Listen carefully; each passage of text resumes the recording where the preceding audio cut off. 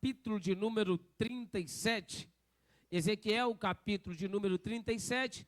E hoje eu quero falar um pouco sobre profecia.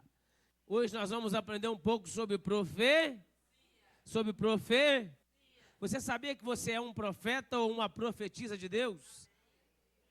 E a partir de hoje você vai aprender a profetizar, proferir palavras para abençoar sua casa, seu lar, sua família, em nome de Jesus Cristo. Ezequiel capítulo 37, versículo de número 1, quem achou diga comigo, glória a Deus. Quem está procurando diga, me espere por favor. Opa, todo mundo, o povo aqui é excelente na Bíblia. Maravilha.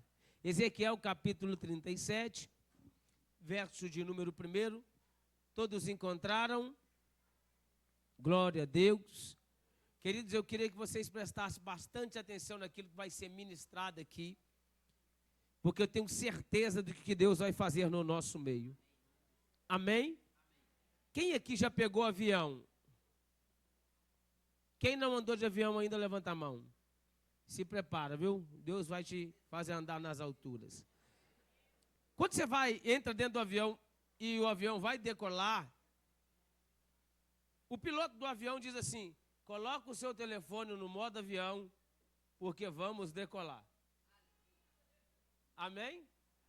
E o modo avião, seu telefone não toca o WhatsApp, seu telefone não toca a chamada, você fica centralizado e vai para outros áreas. Eu queria que você aprendesse isso. Hoje é hora de nós colocarmos o nosso... Não precisa colocar o seu não, que se tiver alguma chamada de emergência, mas colocar a sua vida em offline agora. E entender que nós vamos partir para um novo nível, um novo campo, para algo novo. Amém? Ezequiel capítulo 37, versículo 1, está escrito assim. E veio sobre mim a mão do Senhor, e ele me fez soar no Espírito, e ele me fez sair no Espírito do Senhor, e me pôs no meio de um vale que estava cheio de maravilha. Versículo 2. E me fez passar em volta deles, e eis que eram muito numerosos sobre a face do vale, e eis que estava maravilha. Versículo 3. E me disse, filho do homem, porventura viverão esses ossos? E eu disse, Senhor, tu sabes. E eu disse, tu sabes. Versículo 4. Então me disse, profetiza sobre esses ossos. E disse, ossos secos, ouve a palavra do Senhor. Se assenta aí dando louvor de palmas ao Senhor que é fiel, digno, poderoso e eterno. Queridos, o profeta Ezequiel, ele é conhecido como profeta sacerdotal. Grava isso. O profeta Ezequiel é conhecido como um profeta sacerdotal. Sacerdotal por quê, pastor? Porque ele vinha da linhagem sacerdotal. E naquela época era de pranche, ou costume. Toda pessoa que nascia em uma família sacerdotal, no determinado período, na hora oportuna e no tempo certo, ele seria sacerdote. Então Ezequiel, ele nasceu diante de uma finalidade. Um dia, se tornar um sacerdote do Deus vivo na face da terra. Porém, a Bíblia Sagrada diz que o erro de Israel, o erro da nação escolhida de Deus, vai fazer com que Deus venha os corrigir, vai fazer com que Deus venha os punir por um breve momento para escape, livramento e crescimento. Aqui eu começo a pregoar a santa e poderosa palavra de Deus, uma vez que eu entendo que toda punição de Deus, ela não vem para dor e sofrimento, mas para livramento, escape e crescimento. Pastor, não entendi, te explico com Bíblia. Hebreus capítulo de número 12, no verso de número 6, a Bíblia diz que Deus corrige o que ama e açoita o que tem por filho. Então entenda algo, se Deus está te corrigindo, primeiro Ele te ama. Se Deus está te açoitando, segundo Ele te tem por filho. Entenda uma coisa, a Bíblia repara que Deus é o nosso Pai. E qual pai que quando o filho está em uma fase de tribulação, não, que é uma palavra muito difícil, em uma fase muito levada também, acho que é uma palavra muito pesada, uma fase de agitação, não o pune e não o corrige. Sabe o que é o maior problema de nós crentes? É que a gente acha que Deus vai nos ver fazendo o que é errado e não vai nos corrigir. Agora entenda uma coisa, é melhor a correção de Deus do que a do mundo. Quando Paulo escreve a sua segunda carta aos Coríntios, no capítulo 7, versículo 10, ele diz que a correção de Deus, ela vem para arrependimento, para salvação, mas a correção do mundo vem para a morte. Eu vim aqui essa noite te dizer que Deus pode até estar corrigindo você em alguma área, mas é Deus dizendo, eu estou guardando ele, livrando ele e preparando para algo maior de Deus.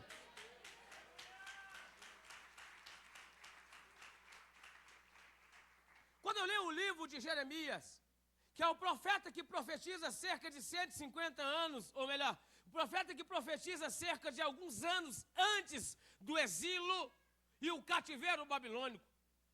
No capítulo de número 24, Deus mostra para Jeremias 2 cestos de figo. Deus mostra para Jeremias 2.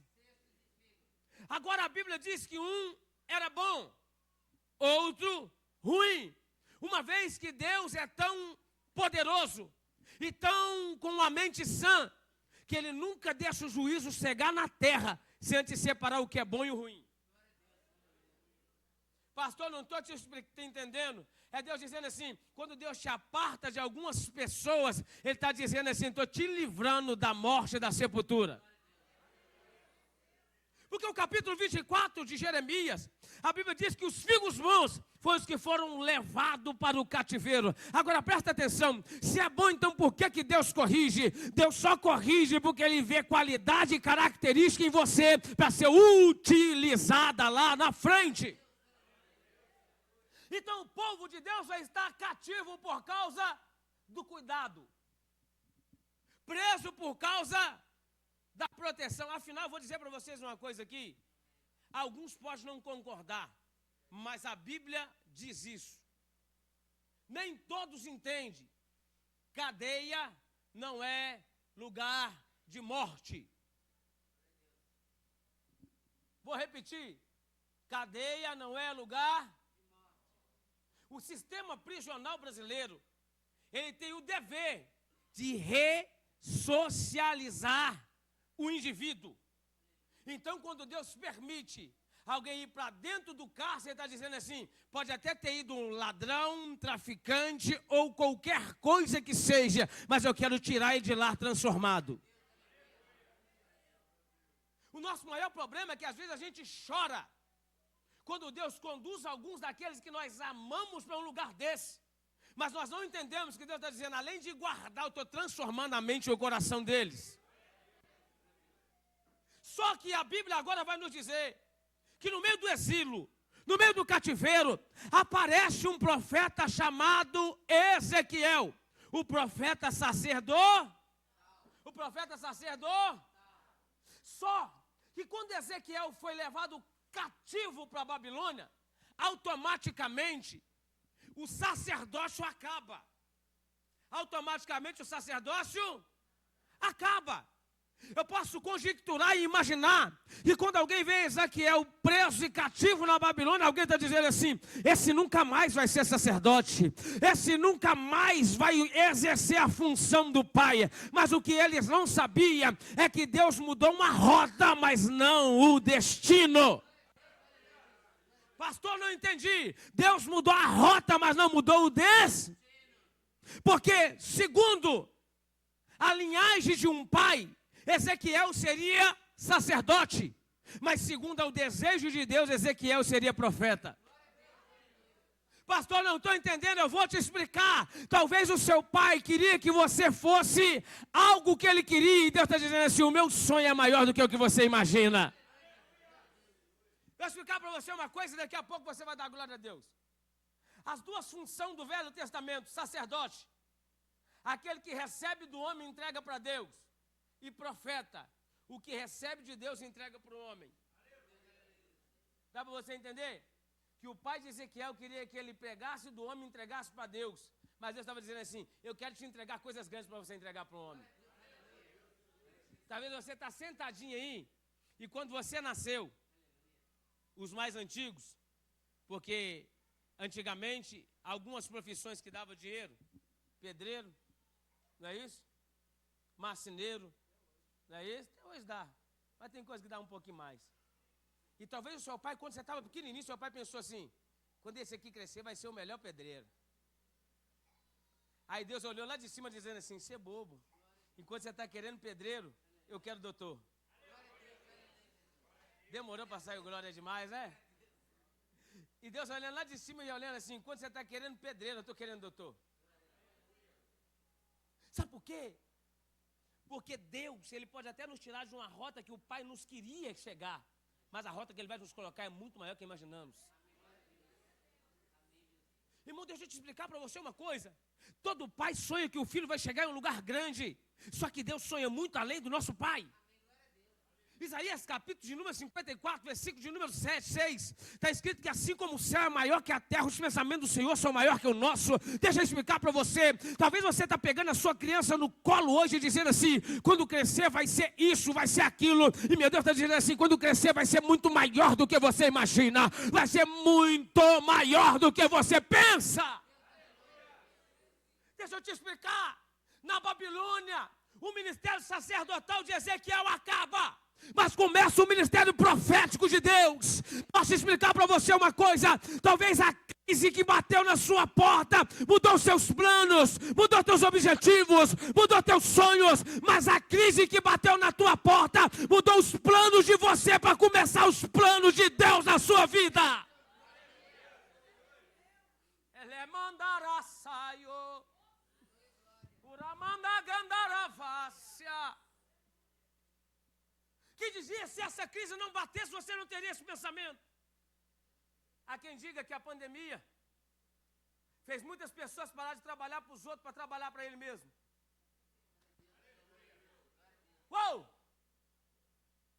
Há quem diga que a vendedora de coxinha, que hoje ganha 2 ou 3 salários mínimos vendendo o que é dela, antes trabalhava ganhando um salário mínimo para os outros. E tem dia que você chama de dor e sofrimento o que Deus está fazendo para te tirar de uma rota humana e colocar na direção dele. Cadê o pessoal do aleluia nesse culto aqui? Cadê o povo do glória a Deus? Deixa eu explicar para você. Talvez no princípio Ezequiel questionou. Até mesmo falou com Deus, ei Deus, e o sacerdócio, ei Deus, e a sequência na linhagem de papai, e Deus do céu dizendo assim, sacerdócio é o que o seu pai queria, eu quero é profeta na sua vida.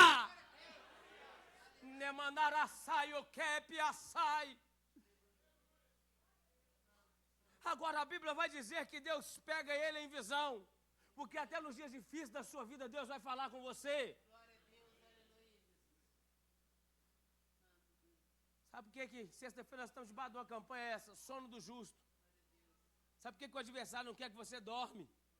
Porque ele sabe que nas noites de sono tranquila, Deus fala com você. No meio do exílio, lugar de sofrimento, longe da tua terra, a Bíblia diz que Deus pega Ezequiel e o leva em espírito. Se prepara. Você não vai ter noites de sonos normais, mas você vai ter visões de Deus espirituais. E agora nós vamos começar a entender algo profético. Porque a Bíblia diz que Deus pega ele. E nós temos quantos sentidos? Nós temos quantos sentidos? Alguém gritou ali no fundo. 5 sentidos. Vamos lá? Audição, olfato, visão, paladar e tato. Se eu te dizer que todos esses sentidos, Deus cria uma maneira, uma forma de te usar. O capítulo de número 37 de Ezequiel, versículo 1, a Bíblia diz que Deus pega Ezequiel na Babilônia e o transporta. E agora a Bíblia diz que Deus mostra para Ezequiel. A primeira forma de Deus comunicar com o homem dentro desse texto é visão. É? E eu quero profetizar, você não vai enxergar, você vai ter visão. Porque enxergar, eu enxergo essas televisões, mas ter visão, eu vejo além delas. Agora a Bíblia diz que ele tem visão, ele tem visão, porque Deus mostra para ele, primeiro, o problema. Entenda uma coisa, quer ser profeta, Deus vai te mostrar muito problema para você profetizar em cima. É Jesus fiel. Então Deus mostra para ele o vale. E não foi só um vale. Deus fez ele dar uma volta ainda. Posso explicar para você uma coisa? Tem hora que não é o diabo que está deixando você identificar os erros de algumas pessoas que você ama. É o próprio Deus deixando você ver para você orar, profetizar e clamar. Cadê o pessoal? O glória a Deus acabou já? O glória a Deus foi embora? Maravilha, Jesus. Deus vai levá-lo em cima de um vale de ossos sequíssimos. Se fosse só seco, já era problema. Agora sequíssimo piorou mais ainda. Já não presta para mais nada. Só que depois que Deus mostra, aí que vem o desafio. Porque Deus vai falar com ele. Primeira forma de Deus identificar nesse capítulo com o homem, visão. Deus mostrou. Segundo, Deus fala. E é o falar de Deus que nos desafia. Porque Deus vai dizer para ele assim: pode esses ossos reviverem. Posso explicar para você uma coisa? Se ele dissesse não, a visão acabava ali. Tem muito milagre que não acontece na sua vida, porque Deus não pode fazer milagre na vida de quem não acredita. Cadê o glória? Deixa eu te explicar para você, não tem marido transformado se você não crê, não tem filho transformado se você não crê, não tem empresa mudada se você não crê, não tem algo novo se você não acredita. Primeiro, Deus trabalha com quem tem fé e acredita que é um Deus sobrenatural na terra.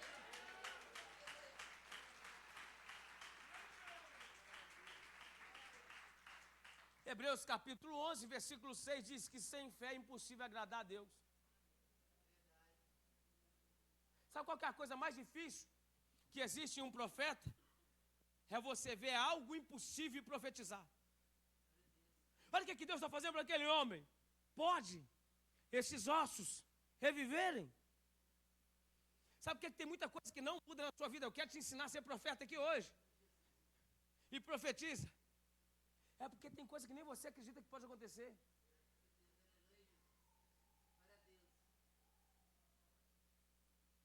Irmão, está entendendo como é que o glória acaba quando vem umas pressões firmes? Mas é verdade. Como é que Deus vai mandar ele profetizar se ele não acreditasse que aqueles ossos podiam se reviver? Sabe que dia que a sua volta por cima começa? Quando você acreditar que ela é mais real do que você imagina. Deus coloca um impossível diante da visão de Ezequiel. E disse para ele assim: e aí, Ezequiel, pode reviver? Eu tenho só um versículo para você esta noite, para você nunca mais duvidar do poder de Deus. Lucas capítulo 1, verso de número 37, está escrito: para Deus não há nada impossível. Sabe o que Deus gosta de fazer? Deus gosta de pegar o impossível no crack e colocar em cima do altar. Sabe o que Deus gosta de fazer? Deus gosta de pegar o impossível no mundo e transformar a vida dele. Sabe o que Deus gosta de fazer? Ele gosta de pegar uma dívida impossível de ser quitada e dar condição de ser quitada. Sabe o que Deus gosta de fazer? Ele gosta de pegar o diagnóstico da medicina e mostrar que ele é Deus. Sabe o que Deus gosta de fazer? Ele gosta de pegar a sentença do juiz e mostrar que ele revoga na face da terra.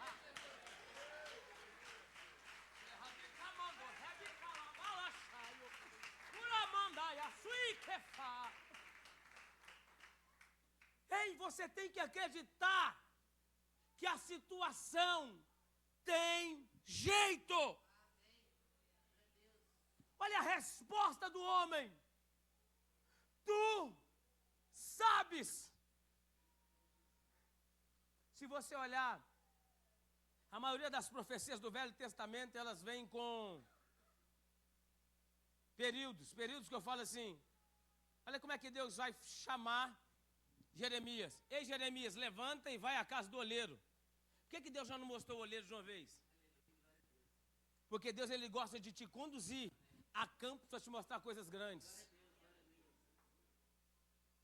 Deixa eu te explicar uma coisa. Será que é coincidência um menino que acorda no mês todo, só uma vez, 4, 5 vezes, direto na madrugada? E não tem nada. Será que é coincidência? Irmão, eu até entendo que quando você bebe muita água antes de dormir, você vai levantar de madrugada para ir no banheiro. Mas 3, 4 vezes, que tanto de água você bebeu?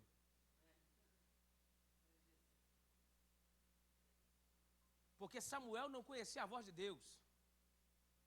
Samuel não conhecia a voz de Deus. E por 3 vezes Deus chamou ele. Até que ele disse, da próxima vez diz assim, aqui estou eu. Talvez até ontem você não entendia. Mas a partir de hoje eu quero fazer você entender que às vezes Deus te chama na madrugada para falar coisas grandes com você. Sabe qual é o nosso problema? É que às vezes a gente quer que um profeta chegue na nossa casa, a gente não quer ser profeta dentro dela. Tá Jesus, hein? Depois que ele entende que podia, Deus vai falar para ele assim, agora profetiza. A palavra profetizar é proferir. Então quer dizer que o que sai da sua boca só vai se tornar realidade primeiro, quando você acreditar. E segundo, quando você colocar o nome de Jesus. Olha que Jesus, ele é tão perfeito. Ossos sequíssimos. E a primeira coisa que Deus vai fazer foi o seguinte. Profetiza os ossos primeiro. Primeiro manda eles se ajuntar um ao outro. Primeiro manda eles se ajuntar um. Agora eu vou dizer para você uma coisa aqui, que eu aprendi com o pastor Albert. Nunca mais esqueci o nome daquele ossinho, tá, Albert? Vou falar daqui a pouco. Aquele. Alguém aqui, não fala não, Albert, você já sabe. Alguém aqui sabe qual que é o menor osso do corpo humano? E qual que é o nome dele? Irmão, alguém aqui mexe com moto? Tem algum mecânico de moto aqui? Tem não, né? Quem mexe com moto nunca mais vai esquecer disso. O nome do menor osso do corpo humano se chama estrivo. É um osso que fica no ouvido. Agora dá para você entender. Os ossos estavam todos secos. E quando alguém profetiza, ficou cada osso no lugar. Nem o estrivo, que é o menor de todos, deixou de encontrar o lugar certo. Porque quem tinha quebrado o povo de Israel foi Deus. E quando Deus quebra o homem, ele sabe onde ele colocou cada peça e ele sabe montar da maneira certa. Cadê o povo do aleluia? Cadê o povo do glória? Cadê o povo do mistério? É por isso, irmão, que eu não quero quebrar ninguém. Porque quebrar é fácil, difícil é montar. Eu já vi relatos de pessoa que desmontou alguma coisa e na hora que foi montar estava sobrando peça. É Jesus fiel. Então para com esse negócio, eu vou quebrar fulano. Vou quebrar assim, vai quebrar nada.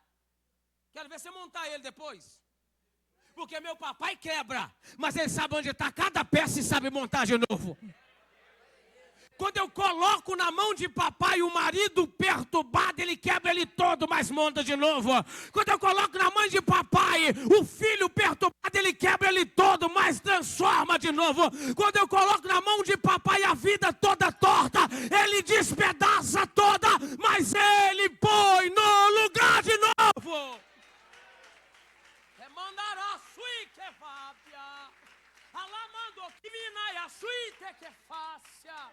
Se prepara, cada osso do corpo tem sua finalidade. Não vai ser o estrivo que vai ficar faltando, porque você precisa de ter audição perfeita. Não vai ser o dedo menor do pé que vai ficar faltando, porque não vai andar manquejando. Deus pode até ter te quebrado por um momento, mas Ele vai te moldar da forma exata. Então ele profetiza: ossos secos. E a Bíblia diz que começa um barulho, um estrondo. Dá para você entender que depois que você libera algumas palavras dentro da sua casa, parece que começam uns barulhos? É Deus colocando tudo no lugar.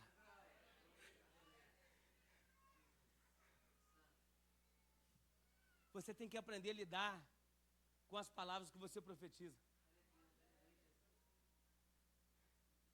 Sabe o que é o nosso problema? Eu tive uma experiência muito grande aqui uns anos atrás. Parão, eu conto isso, mas é uma tristeza. Chegou uma irmã aqui na igreja desesperada, falou: pastor, nós precisamos ganhar fulano para Jesus. Pá, namorava ainda na época.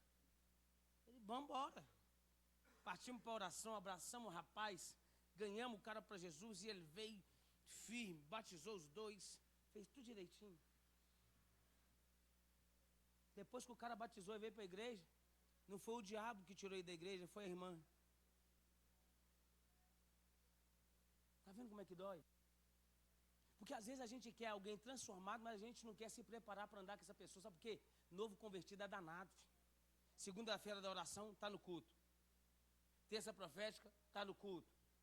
Se tiver culto quarta dos homens, está no culto. Sexta da vitória, está no culto.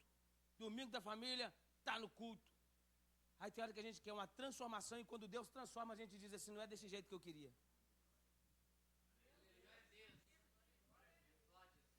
A gente não se prepara para as palavras que a gente libera. Posso explicar para você uma coisa? Tem hora que você quer dizer assim: Senhor, aumenta o número de vendas da minha empresa. Aí Deus aumenta o número de vendas e vai assim: mas agora vai ter mais funcionário também, dor de cabeça.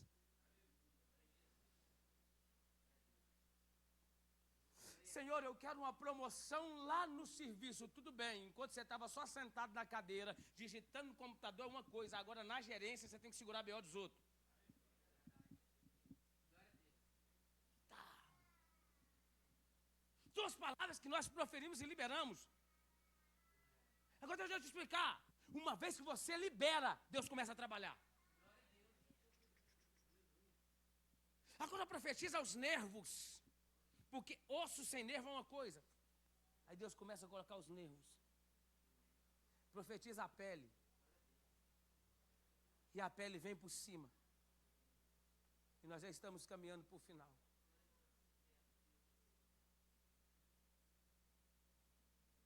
Ossos montados. Nervos no lugar. Peles por cima. Mas ainda estava no chão. Mas ainda estava. Deixa eu te explicar para você uma coisa muito séria. Tem muita gente que já está com um plano preparado, perfeito, que Deus já fez. Mas não adianta ter um plano montado e prostrado no chão. A maior parte da profecia que esse homem libera foi: vento dos quatro cantos, vem sobre eles. Vem. E quando o vento veio dos quatro cantos, o exército que estava caído se coloca de pé. O exército que estava no chão se põe em prontidão. Sabe o que é a minha maior alegria? É que Deus chama de exército. Deus chama, porque Deus é especialista em pegar o que era quebrado em pegar o que era imprestável, em pegar o que não tinha nada e levantar como um forte exército de Deus na face da terra.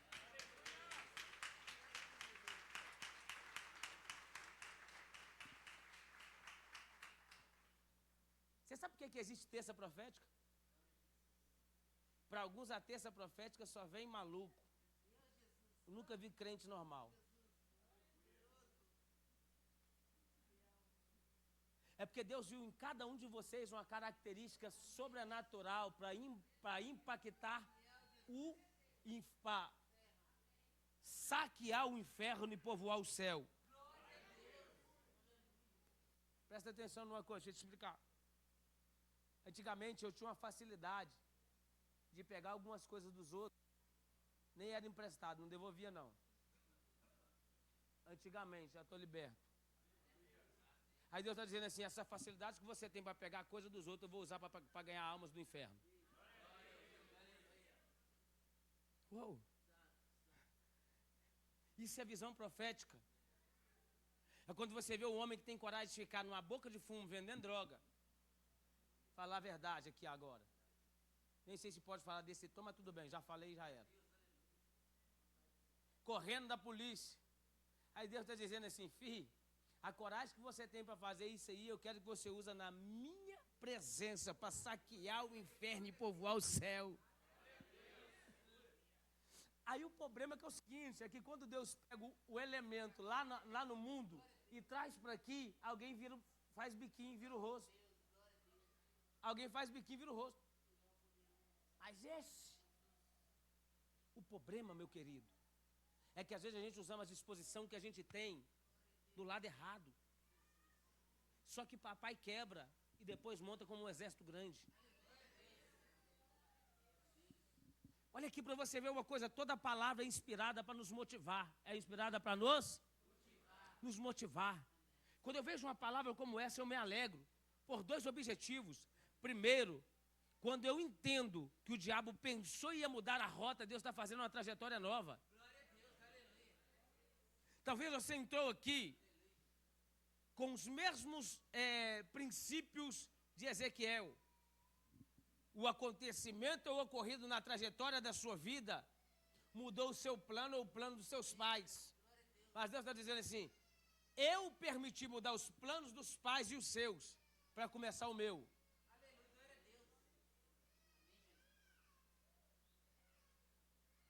Porque o povo de Israel nessa época, a Bíblia vai dizer que eles estavam desacreditados. Eles já não acreditavam que poderia voltar para a sua terra.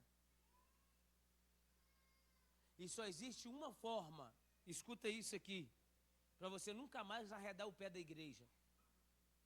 Só existe uma forma de você não acreditar no seu milagre, estando longe da presença de Deus. Estando longe da presença? Estando longe da presença? Vamos ler isso aqui para você entender. Ezequiel capítulo 37, eu vou ler rapidinho. Glória a Deus. Fábio Júnior, vai dando glória aí, Fábio Júnior. Aleluia, Fábio Júnior.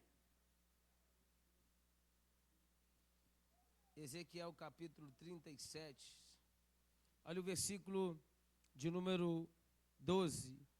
E por isso profetizei e disse-lhe, assim diz o Senhor, eis que abrirei os vossos sepulcros, abrirei os vossos e vos farei subir da vossa sepultura, ó povo meu, e vos trarei a terra de Israel. Então o povo está dentro da Babilônia e está dizendo assim, vamos morrer aqui. E está dizendo assim, acabou para nós aqui. Não tem jeito para nós aqui.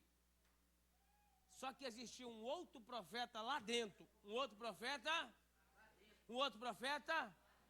lá dentro. Profeta chamado Daniel. Daniel, coloca para mim Daniel, capítulo de número 6, versículo 10. Vamos de Bíblia que a gente termina rápido. Daniel, capítulo 6, versículo 10. Olha o que está escrito. E Daniel, pois, quando soube que o edito estava assinado, entrou em sua casa. Ora, havia no seu quarto uma janela aberta para o lado de Grave para o lado de. Para o lado de.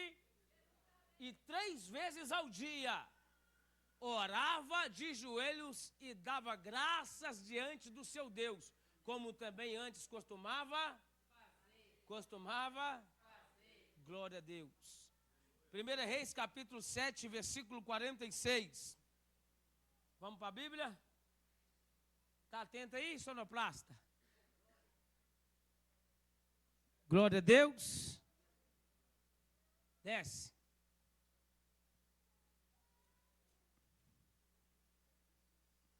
Glória a Deus. Deixa eu achar aqui rapidinho, gente. É 8:46. 1 Reis, capítulo 8, versículo 46. E quando pecarem contra ti, isso é uma oração de Salomão, tá? Não há homem que não peque, e te indignare contra eles, e os entregares às mãos dos inimigos, de modo que o leve cativo para a terra da inimiga, quer longe ou quer perto esteja. Versículo 47. E na terra onde forem levados cativos, caírem em... E se converterem na terra do seu cativeiro e suplicarem, dizendo, pecamos e perseveradamente procedemos e cometemos iniquidade. Versículo 48. E se converterem a ti com todo o seu coração e com toda a sua alma, a terra dos seus inimigos que os levarem cativo, e orarem a ti para o lado, isso aqui, ó, para o lado da, que desce a seus pais, para esta cidade que elegeste, para esta casa que edifiquei em seu nome. Põe o 49, nós terminamos. Ouve dos céus, assenta a sua habitação, a oração e a súplica, e lhe faz justiça. Se você leu os 50, perdoa o teu povo, o que houver pecado a ti, todas as transgressões, e que houver cometido contra ti, e dá-lhe misericórdia perante aqueles que os têm cativo, para que deles tenham com... Agora presta atenção que eu vou te ligar em 3 versículos de uma vez para você explodir de glória a Deus essa igreja. Primeiro, Daniel estava orando com a janela virada para Jerusalém. É porque Daniel conhecia a oração de Salomão, que dizia assim: quando o teu povo for levado cativo para outra terra e de lá estender as mãos para o lado de cá, lembra do teu povo, tem misericórdia, tira eles de lá e traz eles de volta para cá. Quem está ligado na fé em Deus, ele pode ver o impossível, mas ele consegue acreditar que o impossível Deus vai tornar possível a respeito dele.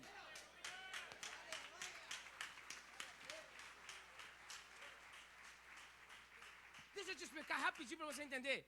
A maioria do povo está dizendo assim: morri, vamos ficar aqui. Daniel está no palácio, orando 3 vezes para Israel, dizendo assim: lembra da oração que Salomão falou? Tira-nos daqui e nos faz de volta para lá. Sabe por que o diabo não quer que você venha mais na terça profética? Porque a terça profética pode até ter revelação, mas tem palavra. A revelação se cumpre sim, mas a palavra ativa uma fé dentro de você, que faz você se comportar de forma diferente em tempos de crise. Há estudos que comprovam que quem lê a Bíblia no mínimo 3 vezes por semana tem uma fé ativa. Imagina se você vir no culto 3 vezes por semana. Irmão, Satanás não vai parar perto de você.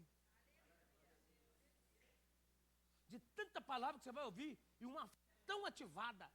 Irmão, eu já preguei hoje de tarde, e eu vim pregar de noite, eu falei assim: Deus, é a mesma palavra, e ele não falou nada. Eu falei: é, Jesus, me põe no estreito de novo. Semana passada eu preguei aqui, não deu nem glória. Falei: aleluia. Eu acho que o povo saiu daqui motivado, assim: eu vou precisar de mudar. Fui para casa triste. Sexta-feira Deus me sacudiu nesse lugar aqui. Ele falou assim: quem manda sou eu, quem fala sou eu, quem opera sou eu. Eu aprendi dentro da palavra de Deus que a palavra ativa a minha fé. E a nossa volta por cima está envolvida naquilo que acreditamos dentro da palavra de Deus. Abrirei os vossos sepulcros. Talvez o que o diabo colocou na sua mente é que é o fim do seu sonho, é o fim dos seus projetos, é o fim dos seus propósitos. Mas Deus está dizendo assim: hoje é o dia de dar a volta por cima. E aonde o diabo pensou seu fim, vai começar um grande exército do Deus vivo na face da terra.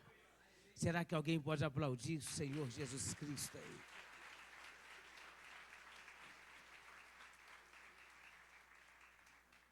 Eu não sei qual foi a sua expectativa para esse culto, mas a minha foi a melhor de todas. Porque aqui você aprendeu a profetizar hoje. Vai ter dia que você vai chegar aqui profetizando para você mesmo. O nosso maior problema, eu já tive esse problema, e é muito difícil, é porque nas visões que a gente quer ter a visão de Deus te dando um carro novo, não é? A casa nova. A gente quer ter a visão da mala de dinheiro chegando, a conta cheia. Mas quando Deus te dá a visão de serpente, quando Deus te dá a visão de perseguição,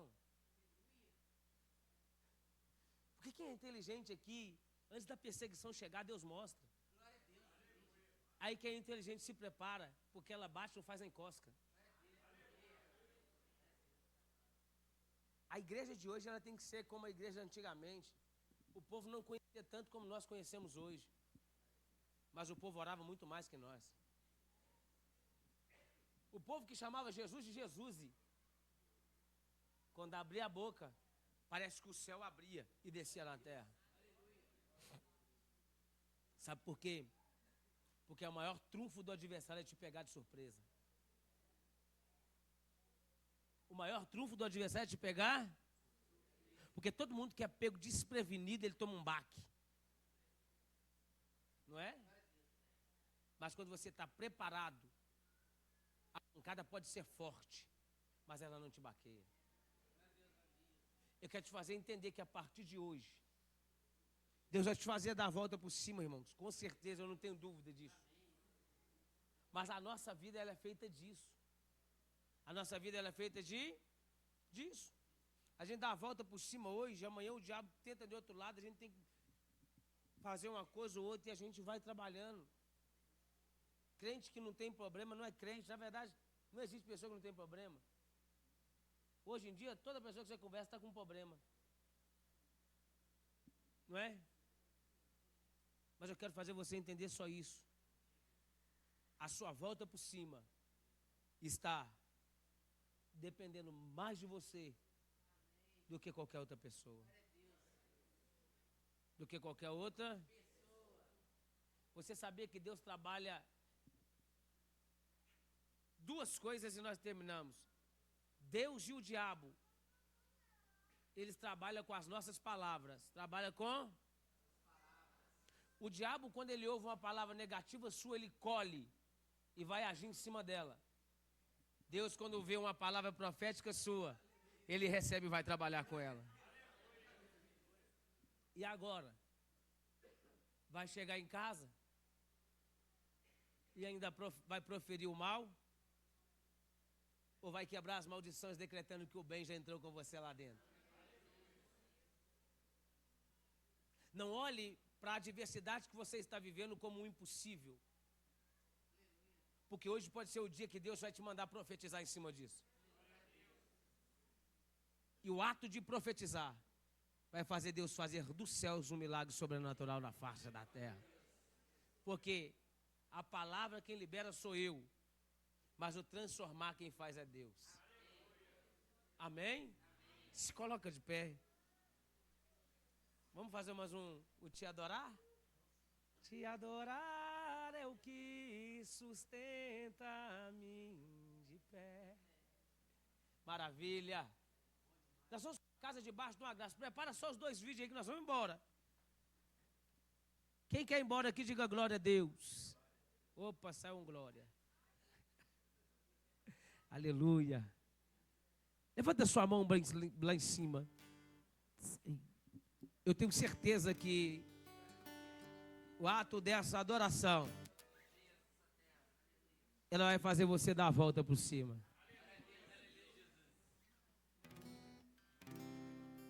A Bíblia diz que enquanto o tangedor tangia, 2 Reis, capítulo 2, versículo 15, Senhor, como profeta, existem adorações nossas que faz Deus criar situações para nos tirar das situações de guerras e de aflições. E eu queria que você agora fechasse os teus olhos e com a tua mão estendida. Eu não preciso transformar pedras em pães para provar que no deserto tu estás cuidando de mim. Abre os teus olhos na adoração. Não vou me... Só para demonstrar o teu poder.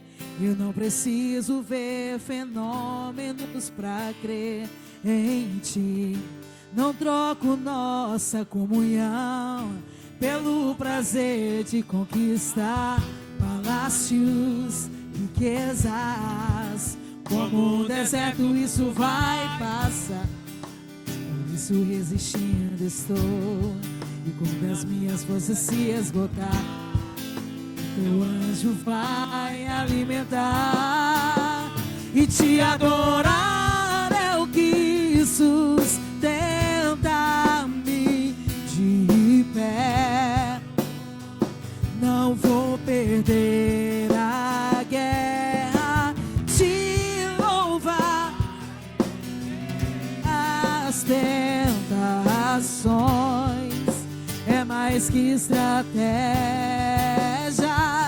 Eu posso não ver o amanhã, mas hoje sei que esse deserto vai chegar. O Senhor está cuidando de mim. Segura a mão desse teu irmão aí agora, vai. Segura a mão dele e levanta o mais alto que você puder. Em nome de Jesus. Em nome. Fala assim, ei, você não está sozinho mesmo não. Amém. Fecha o corredor para nós, vamos. Segura a mão desse teu irmão aí, levante o mais alto que você puder. Você vai explodir aqui do glória, hein? Eu não preciso transformar. E no deserto tu estás cuidando de mim. De um lugar alto não vou me lançar, só pra demonstrar o teu poder. Eu não preciso ver fenômenos pra crer em ti. Não troco nossa comunhão pelo prazer de conquistar palácios, riquezas. Como um deserto isso vai passar. Por isso resistindo estou. E quando as minhas forças se esgotar, o teu anjo vai alimentar. E te adorar é o que sustenta-me de pé. Não vou perder a guerra, te louvar em meio às tentações. É mais que estratégias. Eu posso não ver o amanhã, mas hoje sei que esse deserto vai chegar ao fim. O Senhor está cuidando de mim. Só igreja. E te adorar é o que sustenta-me de pé.